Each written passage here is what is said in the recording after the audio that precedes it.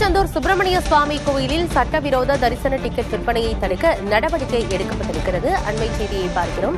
சட்டவிரோத தரிசன டிக்கெட் விற்பனையை தடுக்க அறநிலையத்துறை நடவடிக்கை மேற்கொண்டிருக்கிறது.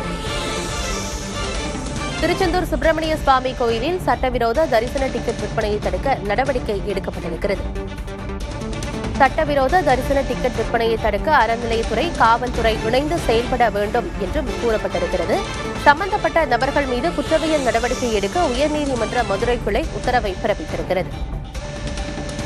பக்தர்கள் அமைதியான முறையில் சுவாமி தரிசனம் செய்வதை உறுதிப்படுத்த வேண்டும் என்றும் வழக்கு விசாரணையின் போது உயர்நீதிமன்ற மதுரை கிளை தெரிவித்திருக்கிறது. திருச்செந்தூர் சுப்பிரமணிய சுவாமி கோயிலில் சட்டவிரோத தரிசன டிக்கெட் விற்பனையை தடுக்க நடவடிக்கை எடுக்க வேண்டும் என மதுரை உயர்நீதிமன்ற கிளை உத்தரவை பிறப்பித்திருக்கிறது.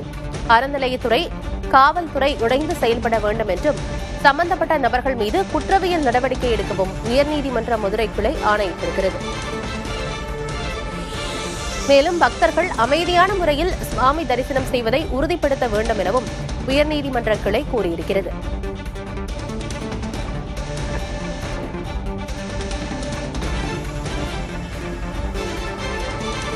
சட்டவிரோத தரிசன டிக்கெட் விற்பனையை தடுக்க அறநிலையத்துறை மற்றும் காவல்துறை இணைந்து செயல்பட வேண்டும் என்றும் சம்பந்தப்பட்ட நபர்கள் மீது குற்றவியல் நடவடிக்கை எடுக்கவும் உயர்நீதிமன்ற மதுரை கிளை உத்தரவிட்டிருக்கிறது.